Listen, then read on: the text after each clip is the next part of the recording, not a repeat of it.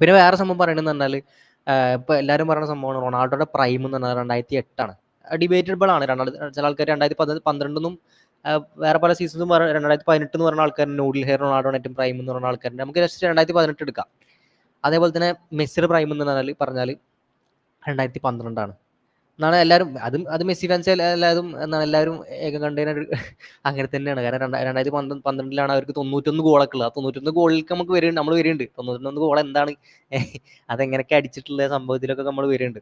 അപ്പോൾ മെസ്സിയുടെ പ്രൈം 2008 റൊണാൾഡോയുടെ പ്രൈം 2008 മെസ്സിയുടെ പ്രൈം 2012 ഓക്കെ, അതാണ് ഫാക്ട്. അപ്പോൾ അതിൽ നമുക്ക് നോക്കുകയാണ് 2008 റൊണാൾഡോ എന്തൊക്കെ ട്രോഫികളാണ് നേടിയിട്ടുള്ളത്. നമുക്കറിയണമാണ് മാഞ്ചസ്റ്റർ യുണൈറ്റഡിൽ ആ ഒരു വർഷം നേടാൻ പറ്റിയ എല്ലാ ട്രോഫികളും റൊണാൾഡോ നേടിയിട്ടുണ്ട്.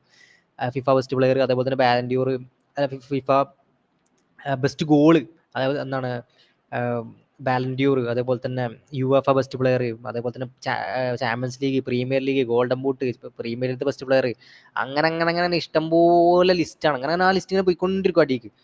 മറിച്ച് മെസ്സിയുടെ പ്രൈമിൽ നേടിയിട്ടുള്ളത് Ballon d'Or, ലലീഗ, super cup, Copa del Rey. Champions league പോലും നേടിയിട്ടില്ല.